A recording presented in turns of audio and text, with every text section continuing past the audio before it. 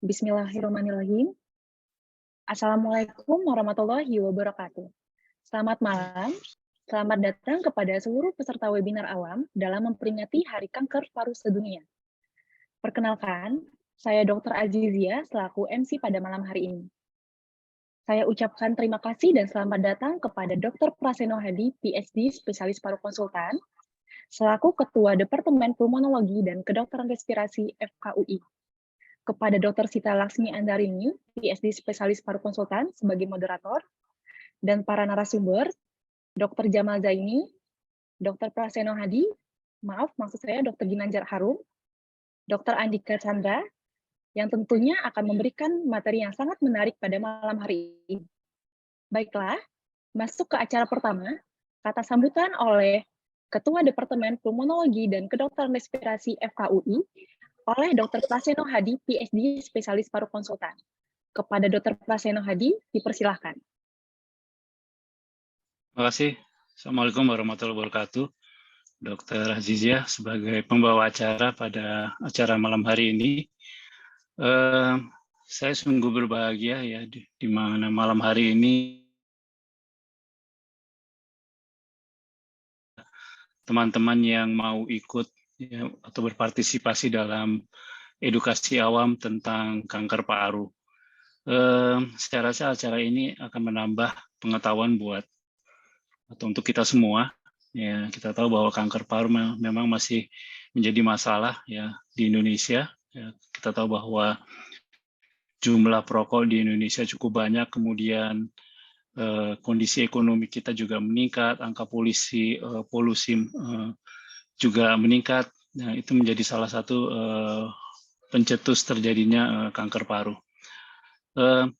Pada malam hari ini, teman-teman dari Departemen Pulmonologi dan Kedokteran Respirasi akan membicarakan atau memaparkan tentang apa itu kanker paru, mulai dari screening dan deteksi dini kanker paru. Nanti akan dibawakan oleh Dr. Jamal Zaini, kemudian diagnosis kanker paru, ya, bagaimana diagnosis kanker paru itu bisa dibuat, bisa ditegakkan oleh Dr. Ginanjar Arum Desianti, kemudian bagaimana terapi kanker paru selanjutnya. Ya, ada berbagai macam terapi kanker paru yang nanti akan secara rinci dibawakan oleh Dr. Andika Chandra Putra.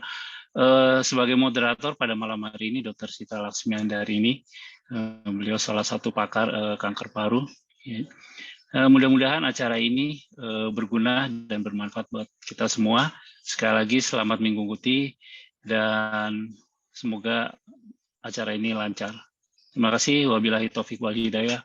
Wassalamualaikum warahmatullahi wabarakatuh. Saya kembalikan kepada Dr. Azizia. Baik, terima kasih kepada Dr. Praseno Hadi atas kata sambutannya. Sebelum memulai acara, saya akan membacakan tata tertib webinar.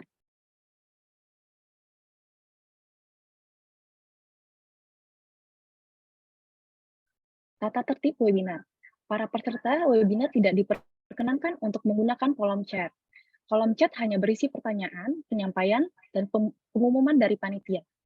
Pertanyaan dapat diajukan dalam kolom Q&A dengan format nama panelis, nama penanya, pertanyaan yang akan diajukan. Jika masih ada waktu, akan diberikan pertanyaan untuk bertanya secara langsung dengan cara klik raise hand. Baiklah, untuk acara webinar ini akan dipimpin oleh Dr. Sita Laksmi Andarini, PhD Spesialis Paru Konsultan sebagai moderator. Sebelumnya saya akan membacakan CV beliau. Dr. Sita Laksmi Andarini, PhD Spesialis Paru Konsultan. Saat ini, beliau sebagai staf medis fungsional di Departemen Pulmonologi dan Kedokteran Respirasi FKUI, Rumah Sakit Umum Persahabatan Jakarta. Beliau tergabung di organisasi sebagai anggota Indonesian College of Pulmonology and Respiratory Medicine.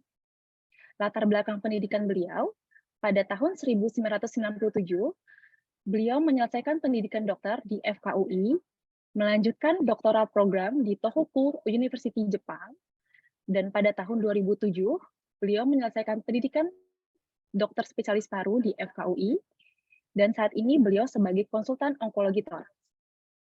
Baiklah, kepada Dr. Sita kami persilakan untuk memimpin acara. Ya, Assalamualaikum warahmatullahi wabarakatuh. Terima kasih Dr. Azizia, terima kasih Dr. Praseno Hadi yang telah membuka acara pada hari ini. Hari ini, bulan ini terutama adalah bulan peduli kanker paru. Kalau kita lihat, jadi Lung Cancer Awareness Month, jadi bulan kepedulian terhadap kanker paru. Dan pada hari ini kita dari Departemen Pulmonologi dan Kedokteran Respirasi FKUI, Rumah Sakit Umum Pusat Persahabatan, akan mengadakan suatu edukasi awam yang bertemakan screening dan deteksi dini kanker paru untuk meningkatkan angka tahan hidup kanker paru. Dan kalau kita lihat pada hari ini kita kedatangan pakar-pakar yang sangat mumpuni di bidangnya. Yang pertama adalah mengenai deteksi dini dan screening kanker paru dan deteksi dini oleh Dr. Jamal Zaini, spesialis paru konsultan PhD. Kemudian mengenai diagnosis kanker paru, bagaimana kanker paru terdiagnosis, prosedur apa saja yang akan dilewati untuk mendiagnosis kanker paru atau untuk mengetahui kanker paru atau bukan, itu akan dijelaskan oleh Dr. Ginanjar Arum Desianti, spesialis paru konsultan. Kemudian tata laksana terapi kanker paru terkini yang sudah ada semuanya di Indonesia oleh Dr. Andika Chandra Putra, spesialis paru konsultan PhD. Untuk mempersingkat waktu, kita akan memulai pada sore hari ini. Kami sangat berterima kasih ini pada hari Minggu, di saat semuanya harus beristirahat, masih sempat mendengarkan acara pada malam hari ini. Mungkin Dr. Jamal bisa memulai. Dr. Jamal Zaini, spesialis paru konsultan dengan screening dan deteksi dini kanker paru atau penapisan kanker paru. Dr. Jamal ini adalah staf medik di Departemen, staf pengajar, asisten profesor di Departemen Pulmonologi dan Kedokteran Respirasi FKUI RSUP Persahabatan, RSUI. Kemudian beliau juga anggota Perhimpunan Dokter Paru Indonesia, anggota APSR, anggota aktif dari IASLC, International Study for Lung Cancer, kemudian menempuh pendidikan di Universitas Indonesia dan Tohoku University untuk PhD, kemudian mendapat konsultan onkologi toraks pada tahun 2016. Pada Dr. Jamal, kami persilakan. Ya, terima kasih Dr. Sita, terima kasih panitia, Dr. Pras, dan terima kasih Bapak Ibu yang sudah berkenan hadir di sini di sela-sela hari Minggunya. Saya Dr. Jamal, ini sharing saja sebenarnya karena mungkin beberapa sudah mengetahui. Saya izin share screen ya. Ya, izin. Ya, ini ya, ini memang program dari Departemen, dari Persahabatan, dan FKUI juga, bahwa bulan ini, sekali lagi Dr. Sita tadi sudah menyampaikan bahwa bulan awareness untuk kanker paru.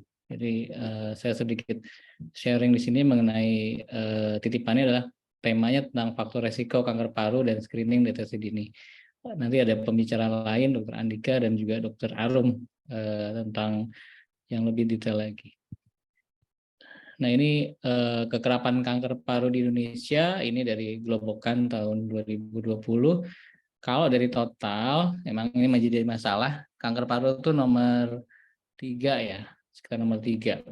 Yang pertama breast, cervix, kanker paru, baru kolorektal. Ini total laki-laki maupun perempuan.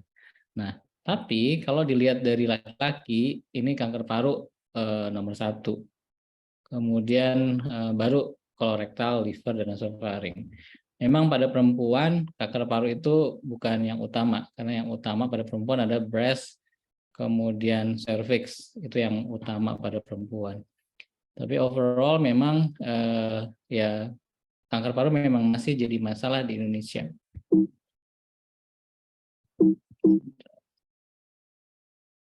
Nah, ini yang data dari WHO. Secara sederhananya di Indonesia 20 orang di antara 100.000 orang laki-laki Indonesia itu bisa muncul kanker paru. Sedangkan pada perempuan ini insidensnya itu kekerapan sedikit, 6 orang di antara 100.000 perempuan. Memang sedikit tapi tetap jadi masalah. Nah ini apa itu kanker paru? Tadi kanker paru adalah kanker yang berasal dari jaringan paru, dari epitel saluran nafas. Nah, memang biasanya sudah sering kita temukan medis itu sudah dengan stadium lanjut.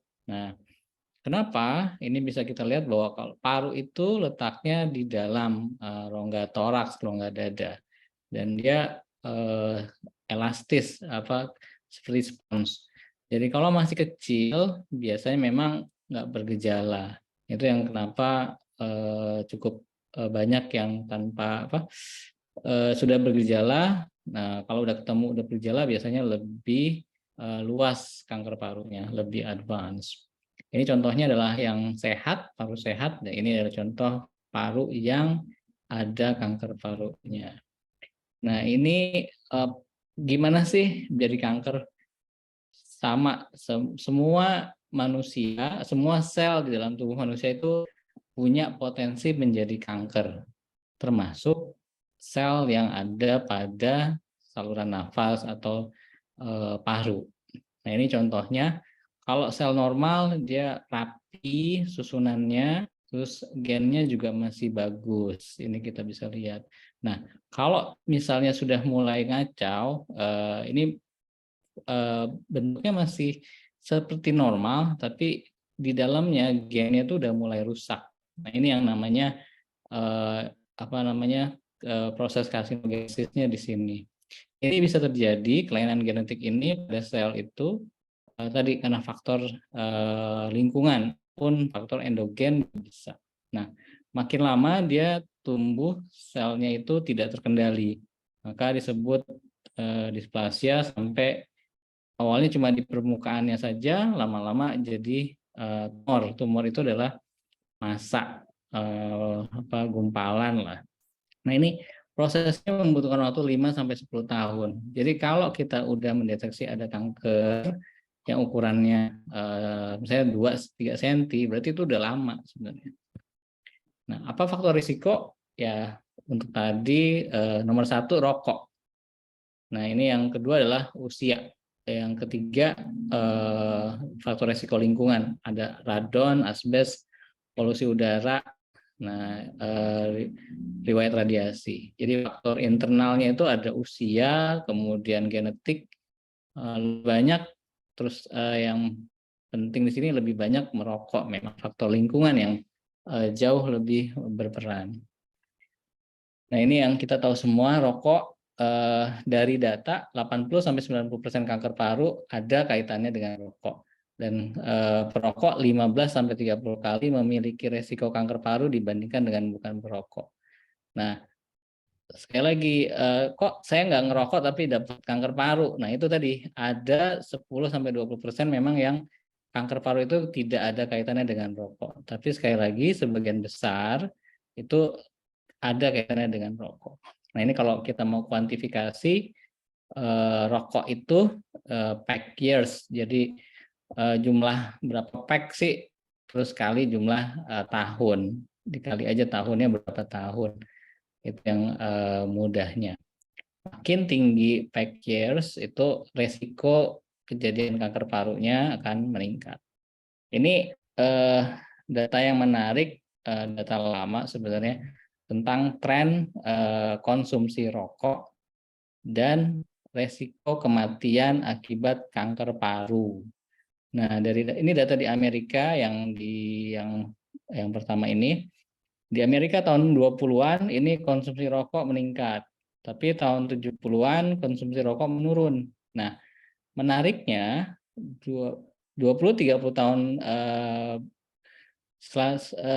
setelahnya itu grafiknya kok mirip dengan kenaikan kematian akibat kanker paru. Nah, ketika turun konsumsi rokok, kenaikan penurunan kematian akibat kanker paru juga turun 20-30 tahun kemudian. Jadi itu menariknya di sini. Nah, ini ada data Indonesia Indonesia dari tahun 60-an konsumsi rokoknya meningkat sampai sekarang, begitu juga di Chinese. Nah, ini tinggal dilihat aja. 20-30 tahun kemudian ada kemungkinan panen itu. Nggak hanya kematian akibat kanker paru, tapi penyakit akibat rokok yang lain. Nah, ini yang masalah kita bersama, 6 dari 10 orang laki-laki di Indonesia pernah merokok. Nah, mulai merokoknya SD sampai SMP, jadi menahun. Nah, ini yang masalah kita semua. Second hand smoke, perokok pasif, ini juga bukan perokok yang terpapar asal perokok, resiko kanker parunya meningkat 20-30%. Di US itu perokok pasif 7.300 kematian akibat kanker paru. Ini perokok pasif. Nah, gimana dengan Indonesia? Perokok pasif di Indonesia tadi perokoknya juga banyak, di mana-mana kita bisa melihat orang rokok. Nah, yang paling rentan adalah anak dan ibu-ibu perempuan. Nah, mungkin ini bisa dikaitkan dengan resiko kanker parunya juga bisa meningkat pada perempuan akibat rokok, baik yang aktif maupun pasif. Selanjutnya adalah radon. Radon ini zat radioaktif, ada di tanah. Ini dianggap sebagai faktor risiko kedua setelah rokok. Tapi di Indonesia ini mitigasinya kita belum banyak karena pemeriksaannya juga cukup susah. Belum ada data yang baik tentang pajanan radon dan kanker paru. Di US ini resiko kanker paru kalau misalnya dia di pajan ada high radon kemudian ditambang rokok itu tinggi banget, 1 di antara 3. Kalau di rumahnya banyak radon plus merokok itu tinggi banget, jadi tinggi sekali resikonya. Faktor risiko lain adalah riwayat kanker dalam keluarga. Ini juga jika ada anggota keluarga yang terkena kanker paru, resikonya itu 2 kali terkena kanker dibandingkan kelompok tanpa riwayat kanker keluarga. Nah, resiko kankernya itu juga akan meningkat kalau ada tambahan faktor lain, misalnya dia ngerokok. Ya udahlah punya resiko kanker dalam keluarga plus rokok itu bisa double atau triple. Itu yang terjadi. Dan ini jadi perlu dilihat apakah keluarga itu memiliki kanker, baik kanker paru maupun kanker yang lain. Itu potensi untuk jadi kankernya ada. Selanjutnya adalah pajanan karsinogen di tempat kerja. Ini yang banyak, ada bangunan, tambang, sama manufaktur. Ini kenapa? Karena ini berhubungan dengan zat partikel yang masuk ke dalam saluran nafas. Nah, yang penting juga adalah bahan kimia di sekitar kita, ini dimanapun ada. Nah, polusi udara juga ada data baru, ini setiap kenaikan 1 unit particulate matters itu meningkatkan kematian 8% akibat kanker paru. Ini bisa terjadi di negara-negara maju maupun negara berkembang. Jadi kesimpulan pertama tentang faktor risiko, ini harus kita ketahui bahwa kanker paru itu resikonya ya ada yang bisa dihindari, misalnya tadi lingkungan, rokok, pajanan zat karsinogen itu bisa dikurangi atau dihindari. Tapi memang ada yang tidak bisa dihindari, misalnya usia, jenis kelamin laki-laki misalnya dan faktor genetik itu yang bisa disimpulkan. Jadi biasanya dokter itu yang pertama menilai apakah ada faktor risiko kanker paru pada pasien. Ini salah satu beberapa yang penting adalah tadi rokok, pajanan zat karsinogen di lingkungan, kemudian ada genetik turunan, ada nggak turunan kanker maupun kanker paru jenis kelamin. Nah, ini ada program intervensi kanker paru yang pertama tadi. Karena 80% itu adalah terkait dengan rokok, yaitu cigarette smoking risk factors-nya dievaluasi. Nah, ini yang pre-cancer, kemudian dia akan jadi kanker paru. Nah, di awal itu adalah screening, kemudian lanjut dengan early detection diagnosis, kemudian nanti baru terapi. Nah, kalau nanti kan kita bicarakan, jadi screening itu adalah menemukan kanker saat keluhannya belum ada. Sedangkan early detection menemukan kanker saat sudah ada keluhan. Nah, ini gimana, tadi faktor risikonya sudah kita jelaskan. Nah, apa yang dilakukan biar mengurangi faktor risiko? Ya tadi, jangan ngerokok. Kalau pernah merokok, jangan stop merokok. Kalau belum merokok, jangan pernah ngerokok. Nah, ini kemudian hindari asap rokok atau polutan. Nah, kalau di lingkungan kerjanya beresiko, gunakan APD yang sesuai, yang tepat. Hidup sehat, itu yang utama, yang bisa kita ikhtiarkan, usahakan untuk mengurangi resiko kanker paru. Ini data menarik, kapanpun kita berhenti merokok, usia berapapun, itu resiko kanker parunya turun. Ini dari data di tahun 2000. Ini tadi sekarang kita beralih ke screening dan deteksi dini. Tadi screening adalah menemukan pasien kanker paru sebelum ada keluhan. Kalau sudah ada keluhan, kita sebutnya early diagnosis. 5 menit lagi, mohon maaf Dr. Jamal. Ya, oke. Terima kasih Dr. Sita. Tujuan screening adalah menemukan kanker paru sebelum muncul keluhan. Jadi lebih awal, harapannya adalah kematian akibat kankernya parunya juga rendah. Kelompok mana? Ya, kelompok yang high risk aja, itu screening. Ini karena pada orang sehat. Jadi screening adalah dilakukan pada orang sehat. Tapi yang perlu dipertimbangkan adalah pertimbangan manfaat dan risikonya. Pertimbangan juga komorbidnya. Jangan lupa konseling berhenti merokok. Nah, ini benefit risk-nya kalau kita lakukan screening, ini kan sehat. Jadi kadang-kadang cemas menungguin hasilnya, kemudian ada false positif, false negatif, ada kemungkinan overdiagnosis, biayanya juga mahal, kemudian dosis radiasi. Manfaatnya bisa ditemukan kanker paru lebih dini sehingga prognosisnya lebih baik, dan kadang-kadang ditemukan penyakit lain, itu juga manfaatnya. Nah, guideline screening ini banyak di US maupun di Eropa, dan lokal PDPI juga sudah mulai kita melakukan membuat pedoman. Ini contoh aja di National Lung Screening Trial, screening kanker paru itu bisa mereduksi kematian 16-20%. Kelompok resiko kalau di Amerika adalah 55 tahun, lebih dari 30 pack years, maupun 20 tahun tapi punya faktor resiko yang lain. Ini tiap tahun. Kalau yang moderate risk atau low risk itu tidak dianjurkan, belum dianjurkan. Ini kalau di US tadi 50-80 tahun usianya, 20 pack years, kemudian masih merokok. Apa yang dilakukan? Pakainya adalah low dose CT scan. Nah, ini dilakukan oleh yang terlatih. Ini low dose CT, jadi beda dengan CT scan biasa. Jadi 1/7 radiasinya dibanding dengan CT scan biasa. Nah, ini yang hasilnya mungkin bisa macam-macam seperti ini.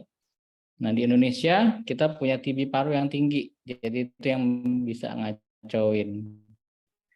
Ini challenge-nya. Kalau kita grup dibagi high risk-nya itu ada 2 kelompok. 40 tahun sudah banyak kanker paru di Indonesia. Kalau dia punya family history dan faktor resiko lain, itu juga beresiko. Ini yang anjurannya adalah pada kelompok ini kelompok high risk, sebaiknya dilakukan screening low dose CT scan tiap 2 tahun. Nah, kalau ada simptom, gejala, itu masuknya ke early diagnosis. Karena banyak TB, biasanya kita screening. Nah, ini yang mungkin terakhir, kesimpulan kedua adalah screening kanker paru saat ini hanya dianjurkan untuk populasi beresiko tinggi. Nah, untuk screening dengan LDCT, diskusikan dengan manfaat dan resikonya dengan dokter. di Indonesia challenge-nya banyak karena ciri khasnya juga beda. Nah, mungkin take home message-nya dari saya itu saja. Terima kasih. Semoga bermanfaat. Assalamualaikum warahmatullahi wabarakatuh. Ya, Waalaikumsalam warahmatullahi wabarakatuh. Terima kasih Dr. Jamal. Kita lanjutkan yaitu Dr. Ginanjar Arum Desyanti dengan tindakan diagnostik pada kanker paru. Seperti kita ketahui bahwa tindakan diagnostik ini sangat penting. Mengapa? Di paru itu kadang-kadang lokasinya amat sulit, tumornya kecil, kemudian lokasinya sangat sulit, risikonya tinggi ya. Dan biasa dilakukan tindakan diagnostik oleh Dr.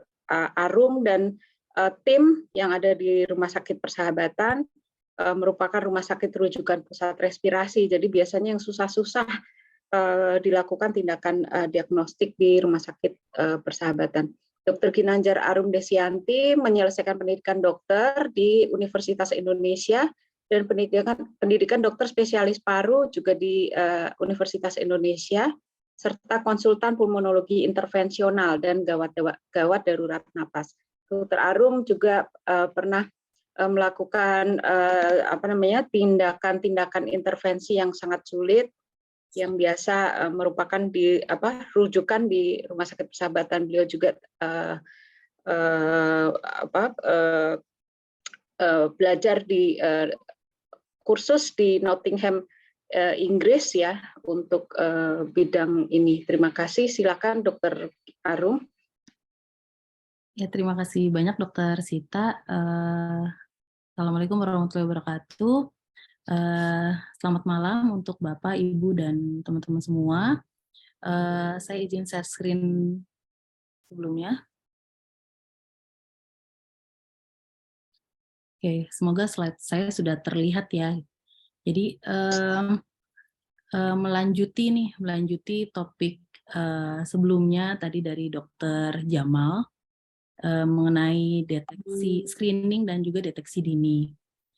Jadi untuk bila memang ter-screening atau terdeteksi ada kecurigaan ke arah kanker paru, pasti selanjutnya kita lanjut ya untuk diagnosis. Kita harus tahu dulu nih, ini benarkah ini kanker paru gitu. Oke, jadi terkadang memang setelah tadi tanda kutip screening atau terdeteksi dini, tentu umumnya pasien akan datang dengan dua hal ini ya. Apakah memang dia ada gejala atau tidak ada gejala. Tadi Dr. Jamal sebenarnya sudah menyampaikan sedikit sih ya. Kenapa sih kalau misalkan saya kok dibilang kanker paru atau kecurigaan kanker paru, tapi kok tidak ada gejala gitu. Karena memang walaupun memang yang diunggulkan adalah dengan menggunakan CT scan ya, jadi dosis rendah atau low dosis CT, tapi saya berusaha untuk menampilkan mungkin gambaran foto dada ya, atau X-ray yang lebih memudahkan untuk teman-teman semua pahami.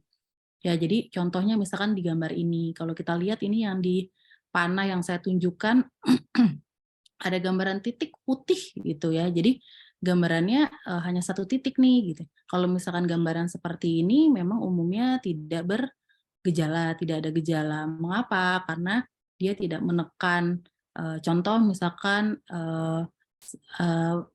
persarafan, jadi tidak ada nyeri, tidak mengganggu pernafasan pasien, makanya tidak ada sesak, dan terkadang juga tidak istilahnya tidak mengenai reseptor atau sensor di badan kita yang mengenali untuk batuk misalkan. Jadi pasien juga tidak batuk, biasanya seperti itu. Bahkan untuk yang lebih luas lagi, contoh misalkan seperti ini, kadang juga datang bisa tanpa gejala. Atau seperti ini, lebih besar lagi, mau di sebelah kanan atau di sebelah kiri, juga bisa datang tanpa bergejala. Bahkan yang lebih luas lagi, lebih besar lagi seperti ini juga bisa datang tanpa gejala. Nah, bagaimana bila yang datang sudah dengan gejala nih? Kalau sudah datang dengan gejala, kalau kita lihat di sini ya, foto dada itu kan kalau paru berarti gambarannya lebih hitam ya, gitu. Jadi ini kan kasat mata sudah sangat jelas kalau ini gambarannya putihnya lebih banyak. Jadi kalau misalkan pasien datang dengan gambaran seperti ini, kadang suka ada gejalanya, misalkan kok suaranya serak ya, suaranya berubah, atau kok lehernya lebih bengkak gitu, terkadang seperti itu. Jadi tidak harus memang keluhannya keluhan pernafasan. Kadang juga datang seperti ini keluhannya batuk darah. Kenapa batuk darah? Yang tadi kok tidak batuk darah? Karena yang saat ini dia mengenai atau kena ke saluran nafas utama kita gitu. Jadi memang mudah berdarah, saat batuk dia mudah berdarah. Ataupun seperti ini, kalau kita lihat ini kok putih-putihnya titik-titiknya banyak ya gitu. Jadi pasien biasanya keluhannya batuk lama, bisa sesak juga. Kalau yang seperti ini sudah sangat jelas ya. Jadi gambarannya satu parunya menjadi putih semuanya. Jadi pasien biasa datang sesak nafas atau nyeri dada. Nah, kalau selanjutnya seperti itu, gambaran seperti itu yang kita lakukan apa? Tentu diagnosis. Kita harus tahu diagnosis pastinya ini barang apa yang ada di paru-paru pasien. Oke, jadi yang kita lakukan adalah biopsi. Parunya dilakukan biopsi. Nah, jadi banyak pasien saat akan dilakukan biopsi paru mungkin berpikir gitu ya. Jadi bagaimana kalau begini, bagaimana kalau begini. Memang yang banyak yang ditanyakan adalah kalau nanti di biopsi kansernya jadi nyebar nggak ya dok? Gitu. Itu saya rasa itu pertanyaan hampir 100% pasien pasti menanyakan seperti ini. Jadi jawaban saya apa? Biasanya adalah saya selalu menjelaskan bahwa memang semua tindakan kedokteran itu pasti ada risikonya. Yang tadi ditanyakan oleh pasien itu sebutannya adalah tumor seeding. Jadi maksudnya adalah karena prosedur misalkan jarum melalui sel kanker dan juga mengenai sel yang sehat, memang ada risiko bahwa sel sehat itu menjadi atau tanda kutip berkembang menjadi kanker. Tapi kalau kita lihat di jurnal misalkan data-data ilmiah dikatakan bahwa sangat jarang terjadi. Jarang saja udah jarang ya, apalagi ini sangat jarang terjadi. Dan insidensnya atau kemungkinan kejadiannya itu rendah sekali, kurang dari 1%. Nah, sedangkan kita tahu bahwa biopsi ini adalah cara terbaik, jadi cara terbaik untuk benar-benar menyatakan apakah ini kanker atau tidak. Jadi kita harus tahu barang yang di dalam paru kita itu apa gitu. Jadi itu adalah cara terbaik.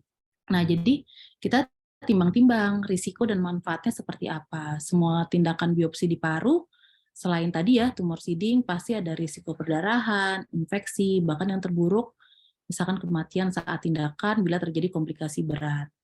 Tapi risikonya itu sangat rendah. Kalau kita lihat manfaatnya, setelah terdiagnosis, tentu memudahkan untuk memilih pengobatan yang paling tepat untuk setiap pasien karena istilahnya jenisnya berbeda, pengobatannya juga berbeda. Jadi pengobatannya itu sangat bersifat individual.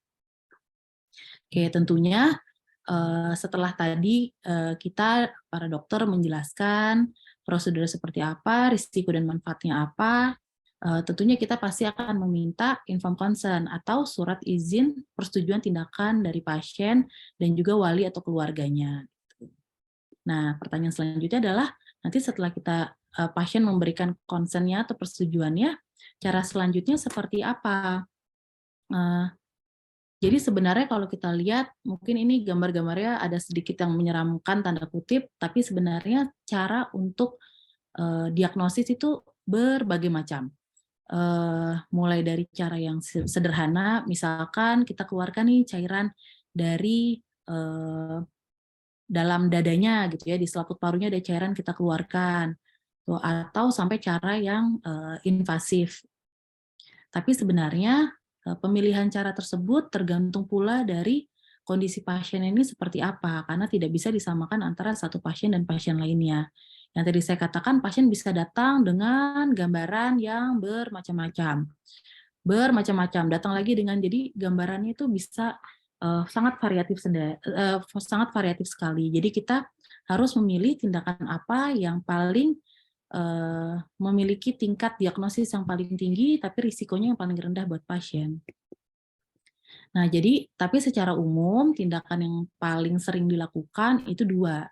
Jadi tindakan pengambilan sampel atau biopsi dari luar badan ataupun dari dalam badan, dalam arti ada alat yang dimasukkan ke dalam paru-paru kita. Oke, tindakan yang pertama ini yang dari luar. Jadi biopsi dengan menggunakan jarum, istilahnya adalah transtorakal biopsi.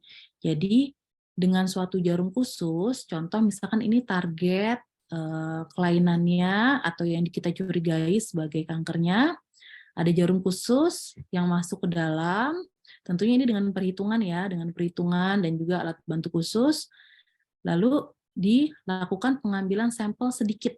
Jadi kalau kita lihat hanya sedikit fragmen saja yang terambil dari targetnya.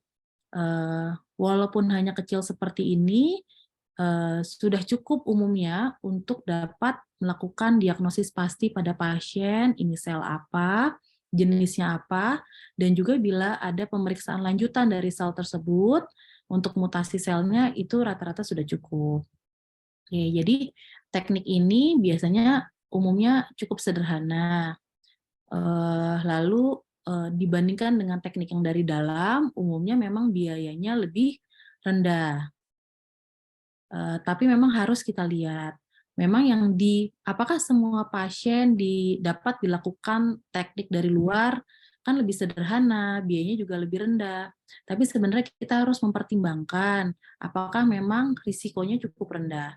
Karena yang diutamakan adalah bila lokasinya itu relatif atau dekat atau menempel ke dinding dada. Kalau misalkan letaknya terlalu dalam di dalam dada, memang risiko yang cukup besar adalah risiko paru sehat yang menjadi kempis. Dan hal ini bisa menyebabkan kondisi sesak buat pasien. Oke, nah karena ini tindakannya memang sederhana, pasiennya sadar penuh saat dilakukan tindakan, umumnya pada pasien yang sadar penuh, jadi memang butuh kerjasama antara dokter dan juga pasien dalam melakukan tindakan seperti ini. Nah, kenapa sih risiko paru kempis yang paling banyak terjadi pada tindakan ini? Karena kalau kita lihat paru kita itu strukturnya itu kalau kita lihat seperti bulat-bulat berkelompok seperti buah anggur ya, buah anggur, tapi dindingnya tipis nih seperti balon. Jadi memang bila dilalui oleh jarum itu bisa berisiko parunya kempis ya gitu. Kalau paru kempis tentunya dia sulit untuk mengembang gitu. Tapi memang tidak perlu ditakuti sekali karena risiko paru kempisnya itu juga sangat rendah. Oke, cara yang kedua, mungkin ini cara yang paling sering mungkin teman-teman di sini pernah menjalani pula prosedur seperti ini, yaitu adalah bronkoskopi. Kalau kita lihat ya namanya di belakang ada kopi, jadi semua tindakan yang belakangnya ada kopi, kata-kata kopi umumnya adalah memang kita menggunakan suatu alat khusus yang ujungnya itu ada kamera sehingga kita bisa melihat apa yang ada di dalam tubuh pasien dengan melihat di monitor khusus. Nah, kalau kita lihat bronkoskopi itu adalah kita memasukkan selang khusus ke saluran nafas pasien. Saya suka mengandaikan saluran nafas pasien itu seperti batang pohon nih. Jadi ada batang pohon bercabang, mencabang lagi menjadi kecil gitu. Jadi cabangnya banyak sekali. Demikian juga paru, tapi batang pohonnya itu seperti dibalik ya gitu. Jadi gambarannya seperti batang pohon dan cabang atau ranting-rantingnya yang dibalik ya. Pengandaiannya seperti itu. Jadi kalau kita lihat memang cabangnya ini ratusan bahkan ribuan, jadi banyak sekali. Jadi prosedur tindakan biopsi di paru bukan tindakan yang cukup simpel ya gitu. Jadi harus dengan perhitungan. Oke. Nah, jadi sebenarnya bronkoskopi itu adalah kendaraan kita. Jadi alat bantu kita, kendaraan kita untuk menggapai apa yang ada di dalam paru. Jadi ada alat khusus, alatnya kecil, diameternya kurang lebih setengah sentimeter ya, jadi 5 mm, ada selang khusus dimasukkan ke saluran nafas. Nah, nanti alat ini adalah kendaraan. Kendaraan buat apa? Kendaraan untuk alat biopsi kita. Jadi contoh ini adalah alat biopsi seperti capit yang dimasukkan ke dalam paru-paru untuk mengambil sel atau kanker yang ada di dalam untuk diperiksa. Nah, dengan berkembangnya teknologi, alat bronkoskopi ini jenisnya juga berbagai macam. Jadi mulai dari di dalamnya ada alat USG, kita tahu ya kalau USG biasanya dipakai untuk di luar ya, ibu hamil dilihat di dalam itu seperti apa, sama. Jadi kalau di sini juga, jadi ujungnya ada USG untuk dilihat areanya seperti apa ya sekitarnya. Ini juga areanya seperti apa di sekitarnya. Apakah ada pembesaran kelenjar getah bening misalkan yang ada di dalam dada. Ataupun misalkan alatnya berkembang menjadi seperti alat GPS. Kalau kita tahu ya GPS itu kan sudah diberikan petunjuk ini kita akan belok ke kanan kiri, ke cabang yang mana. Itu juga teknologi sekarang sudah ada alat seperti itu. Jadi alatnya misalkan saluran nafasnya cuma sampai sini, tapi alatnya bisa masuk ke dalam sehingga bisa menjangkau targetnya. Jadi kelainan kansernya di mana itu bisa dikejar. Nah, keuntungan dari bronkoskopi sendiri bukan hanya sel kansernya saja yang dijadikan sebagai tanda kutip target untuk pengambilan sampel. Tapi keunggulannya adalah dia juga bisa menjangkau area lainnya, misalkan kelenjar getah bening yang ada di dalam dada. Dan hal tersebut juga bisa mempengaruhi stadium atau derajat dari kanker paru pada pasien.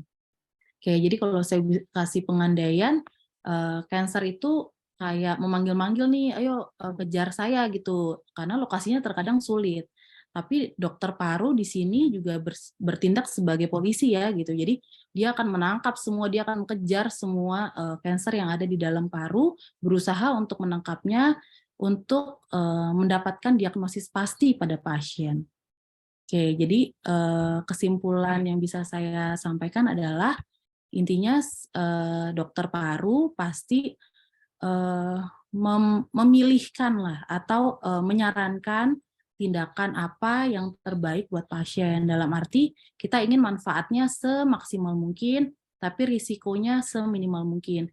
Tentunya untuk biaya juga diperhatikan ya oleh kita gitu. Jadi secara umum itu untuk mendapatkan diagnosis tepat pada pasien. Terima kasih banyak. Wassalamualaikum warahmatullahi wabarakatuh. Saya kembalikan ke Dr. Sita. Terima kasih Dr. Arum, penjelasannya amat jelas ya.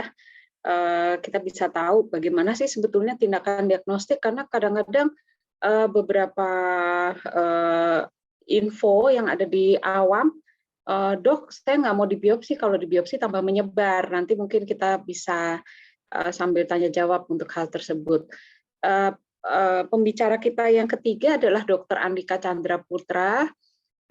Kita akan berbicara mengenai tata laksana kanker paru di Indonesia. Seperti kita ketahui, saat ini obat-obatan kanker paru sudah ada di Indonesia ya dengan percepatan ya, sehingga kita bisa mendapatkan beberapa obat tersebut, bahkan beberapa sebagian besarnya tercover oleh BPJS.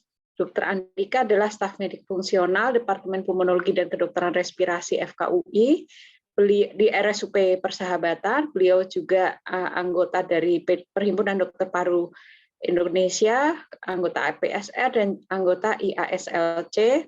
Kemudian beliau menyelesaikan pendidikan dokter di Universitas Andalas, kemudian mendapatkan PhD di Hiroshima University, Jepang.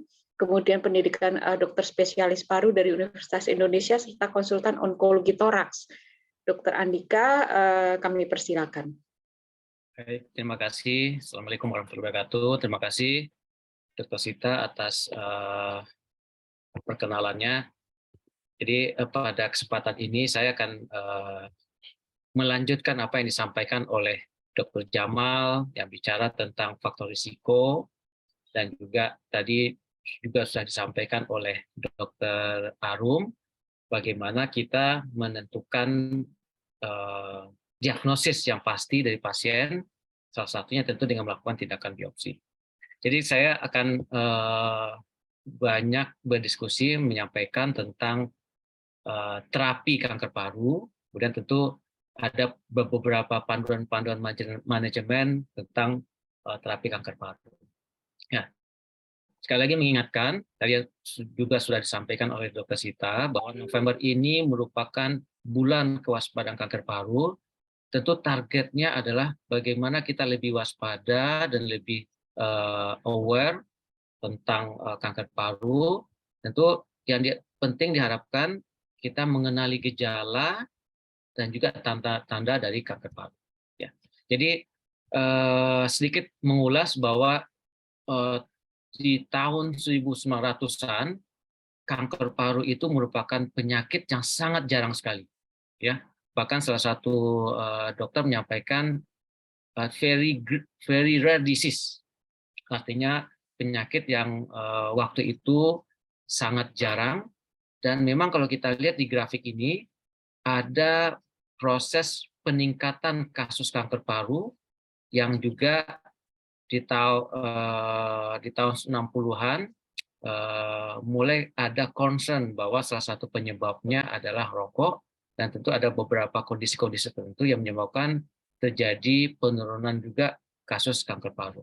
Ya, tadi juga sudah disampaikan oleh Dr. Jamal bahwa kanker paru ini memang sangat erat kaitannya dengan penyebab utama, yaitu merokok. Ya, karena memang ada lag fase kurang lebih 20 sampai 30 tahun pasca seseorang merokok.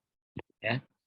Dan memang pada satu dekade terakhir, walaupun masih banyak ditemukan kasus-kasus kanker paru pada stadium yang lanjut, tapi ada tendensi kasus-kasus kanker paru yang ditemukan semakin awal. Ya.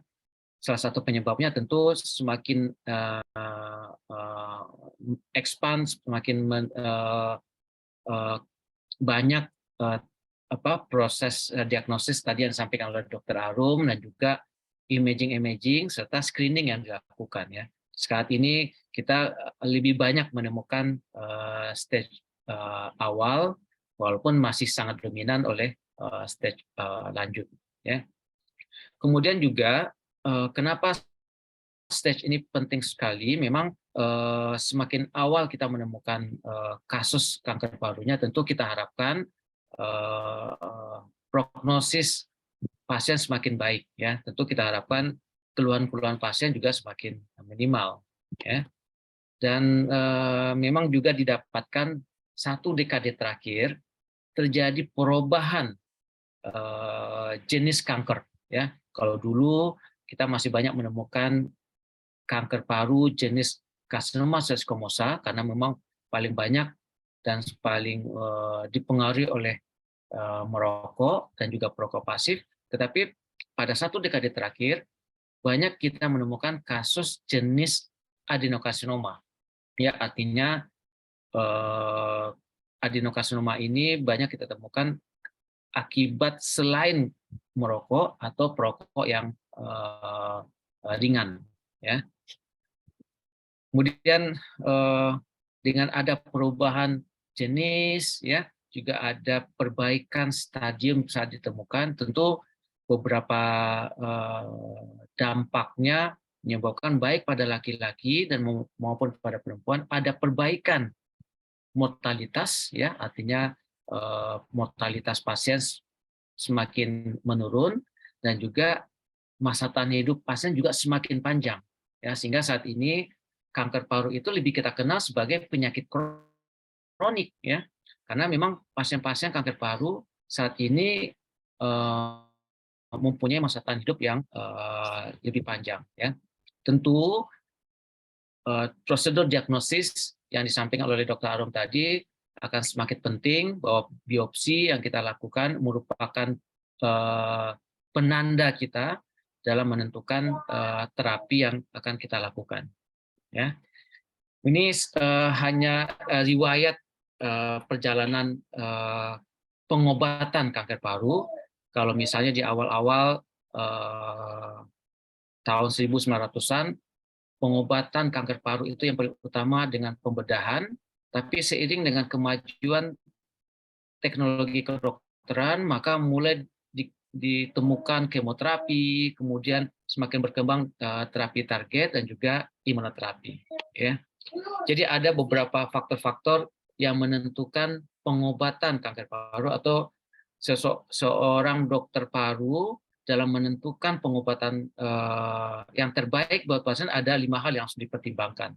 Pertama adalah jenis sel kanker, kedua adalah staging atau stadium dari pasien tersebut, yang ketiga kondisi umum atau performance pasien, dan keempat adalah penanda molekular, dan yang kelima tentu apakah obat atau alat yang akan digunakan tersedia. Jadi 5 hal ini merupakan dasar yang paling penting dalam menentukan terapi dari kanker paru, jenis sel kanker, staging, kondisi umum atau performance pasien, penanda molekular atau penanda biologisnya, serta ketersediaan obat dan alat. Ya, jadi kita masuk pada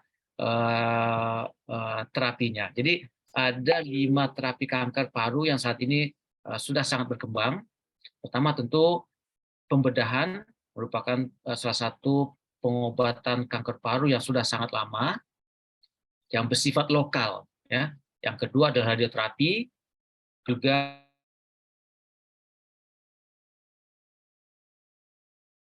ada 3 terapi yang saat ini digunakan. Pertama ada kemoterapi, tentu Bapak Ibu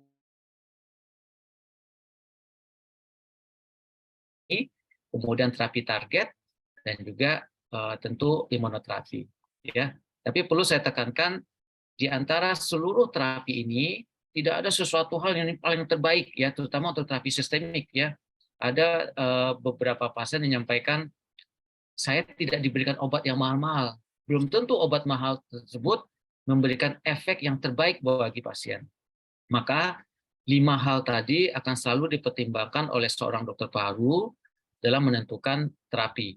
Apakah dilakukan pembedahan, radioterapi, kemoterapi, terapi target, ataupun imunoterapi. Ya. Tapi secara umum, tentu pada stadium awal dan stadium 2, maka akan dilakukan pembedahan. Ya. Pada stadium 3A, kita lakukan multimodalitas. Jadi, kita berikan kemoterapi neoadjuvan, kita beri pembedahan, kemudian dilanjutkan dengan adjuvan kemoterapi, kadang-kadang kita lanjutkan dengan terapi target, bahkan beberapa kondisi kita lanjutkan juga dengan imunoterapi. Sedangkan pada stadium lanjut seperti stadium 3B dan stadium 4, saat ini berkembang pengobatan dengan menggunakan kemoterapi ataupun dikombinasikan dengan imunoterapi, bahkan ditambahkan juga dengan radioterapi. Termasuk juga pada beberapa kondisi yang cukup banyak saat ini berkembang adalah terapi target. Jadi ini dasar-dasar pengobatan kanker paru yang akan diberikan oleh dokter paru. Ya, jadi kita masuk pada pembedahan. Tentu Bapak Ibu sekalian dan teman-teman memahami bahwa pembedahan itu tujuannya untuk membuang bagian tumor, termasuk pada beberapa kondisi membuang sebagian jaringan yang ada di sekitar tumor tersebut. Tentu ada beberapa tujuan dilakukan tindakan pembedahannya. Pertama tentu yang paling penting untuk kuratif, artinya dilakukan pembuangan si tumor, diharapkan dengan dibuang si tumornya, maka tumornya akan hilang. Yang kedua, tentu dilakukan tujuannya untuk diagnostik. Jadi kalau misalnya Dr. Arum sudah melakukan tindakan diagnostik yang kurang invasif, tapi pada akhirnya jenis yang didapatkan belum ditemukan, maka tentu dokter bedah akan melakukan tindakan diagnostik dengan torakotomi eksplorasi, termasuk pada beberapa kondisi dilakukan tindakan pembedahan yang bertujuan untuk mengurangi keluhan pasien. Ya, apakah bertujuan untuk meningkatkan fungsi bagian dan organ tertentu. Ya, ini beberapa gambar yang untuk tindakan pembedahan. Ya, kalau dulu memang area pembedahannya cukup besar, tapi menurut saya saat ini area pembedahan dari dokter-dokter bedah semakin minimal, seperti contoh yang Bapak Ibu lihat di sini. Kalau dulu tindakan pembuangan atau lobektominya menyebabkan lesi atau bagian pembedahan yang cukup besar, tapi saat ini hanya berupa titik-titik aja ya, sehingga tentu secara estetik dan resiko tindakan pembedahan akan semakin kecil ya. Yang kedua, tindakan radioterapi. Jadi radioterapi ini bertujuan menggunakan energi tinggi X-ray sehingga menyebabkan kerusakan DNA tadi, maka fungsi dari sel tersebut akan rusak, yang tentu akan menyebabkan kematian dari sel. Ya. Jadi hampir sama tujuan dari pembedahan tadi. Radioterapi ini bertujuan untuk kuratif juga, ya, terutama kalau ditemukan pada stadium awal, dan terutama juga pada pasien-pasien yang memang tidak memungkinkan untuk dilakukan tindakan pembedahan, juga bertujuan untuk mengecilkan ukuran tumor serta juga bersifat paliatif. Ya.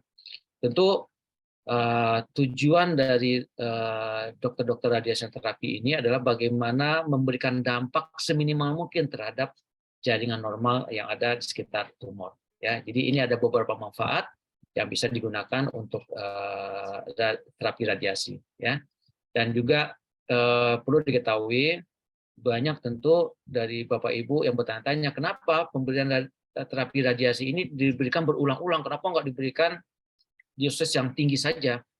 Jadi memang dari beberapa penelitian memperlihatkan kalau diberikan dosis yang kecil dan sering, maka dampaknya terhadap sel normal semakin minimal, ya, dan dampak kematian terhadap sel kanker juga semakin besar. Itulah menyebabkan banyak mungkin dari Bapak Ibu ataupun keluarganya yang menderita kanker paru mendapatkan terapi radiasi yang berulang-ulang, ya, karena memang diberikan dosis yang rendah dan terus-menerus, ya.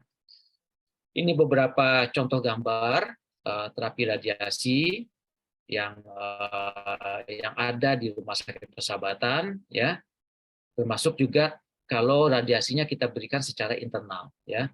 Kemudian yang paling penting, yang ini bagian dari dokter paru adalah kemoterapi, ya. Jadi kemoterapi ini merupakan salah satu pengobatan yang sudah sangat berkembang, ya, sejak tahun 90-an, dan banyak sekali obat-obat yang sudah diberikan. Tentu obat-obat kemoterapi ini adalah obat-obat sitotoksik, artinya bertujuan untuk menghambat pertumbuhan sel dengan merusak bagian-bagian tertentu. Ada beberapa bagian-bagian atau cara kerja dari obat-obat kemoterapi tadi yang pada intinya bagaimana menyebabkan fungsi dari sel dalam membelah dan memperbanyak diri dihambat, ya. Ada yang dengan menghambat DNA-nya, ada yang menghambat bagian sekitar dari DNA-nya, ada yang menghambat proses makan dari suatu sel, dan tapi pada intinya tujuannya menghambat dan merusak fungsi dari sel kanker sehingga diharapkan sel kanker akan mati, ya. Jadi kemoterapi ini bisa diberikan sebelum pembedahan yang kita sebut dengan kemoterapi neoadjuvan, bisa diberikan sesudah pembedahan yang kita sebut dengan kemoterapi adjuvan. Bisa juga kita berikan bersifat regional, ya, atau bisa kita berikan untuk pasien-pasien dengan metastatik kanker paru, ya. Tentu karena ini merupakan obat yang sitotoksik, artinya bisa juga mempengaruhi sel normal, ada beberapa syarat-syarat sebelum diberikan kemoterapi. Tentu sebagian besar Bapak Ibu yang pernah di kemoterapi mengetahui dilakukan pemeriksaan darah sebelum kemoterapi karena memang ada beberapa syarat, ya. Pertama, sudah diketahui jenis sel kankernya, kemudian performance pasiennya juga cukup baik, HB-nya lebih dari 10, ada juga sel darah pembekuannya lebih dari 100.000, fungsi hati baik, termasuk fungsi ginjalnya juga baik, ya. Tapi pada prinsipnya bagi seorang dokter paru, bagaimana kemoterapi ini dipilihkan, ada beberapa faktor yang harus dipertimbangkan. Tentu bagi dokter paru akan mempertimbangkan efikasi dari obat tersebut, kemudian schedule-nya atau jadwal pemberiannya. Tentu kalau misalnya seorang pasien tinggalnya jauh, kalau kita suruh berulang-ulang dilakukan tindakan kemoterapi, tentu menjadi tidak nyaman bagi pasien. Ya, kemudian juga efek samping pasien harus dipertimbangkan, termasuk ya ketersediaan obat. Ya, jadi 4 hal tadi menjadi pertimbangan seorang dokter dalam menentukan kemoterapi apa yang terbaik bagi pasien. Ya, memang ada beberapa kemoterapi yang saat ini digunakan pada kanker paru, cisplatin, carboplatin, paclitaxel, docetaxel, gemcitabine, phenylephrine, etoposide, methotrexate itu merupakan salah satu obat-obat yang digunakan pada kanker paru, ya. Dan tapi pada prinsipnya obat-obatan tadi memberikan manfaat yang hampir sama ya pada pasien-pasien kanker paru. Ya. Tentu Bapak Ibu mengetahui kemoterapi ini ada efek samping, ya bisa mempermudah seorang menjadi infeksi, ya menyebabkan HB-nya rendah. Tentu efek samping atau efek toksik dari kemoterapi ini tidak selalu terjadi, ya, dan juga tidak selalu menyebabkan rambut rontok. Itu sifatnya individual, ya, dan juga kondisi pasien. Ya. Kemudian terapi yang banyak juga digunakan saat ini adalah terapi target. Ya.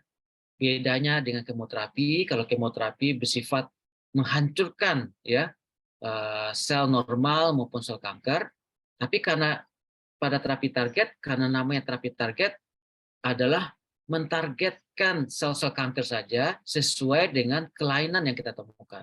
Misalnya tentu sudah banyak dilakukan pemeriksaan mutasi EGFR atau HLK, ROS1, ya, MET amplifikasi, dan kalau itu kita temukan, maka obat-obatnya pun khusus kita berikan pada terapi targetnya. Kalau misalnya terjadi mutasi EGFR, tentu kita berikan obat EGFR tyrosine kinase inhibitor. Ya. Kalau misalnya ditemukan kelainan pada ALK, tentu kita berikan ALK inhibitor.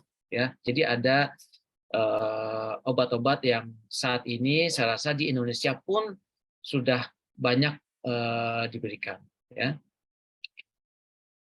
Kemudian yang terakhir, obat yang 5 tahun terakhir sangat berkembang di Indonesia adalah imunoterapi. Ya, ada obat imunoterapi yang bertujuan ya untuk meningkatkan kemampuan sel imun kita atau sel T kita dalam mendeteksi kemudian menghancurkan sel kanker. Ya, ada yang bersifat anti PD-L1, ada yang bersifat anti PD-1, ada juga bersifat anti CTLA-4. Tapi pada prinsipnya obat-obat imunoterapi ini yang kita gunakan tentu ada penanda tertentu yang kita sebut dengan ekspresi PD-L1.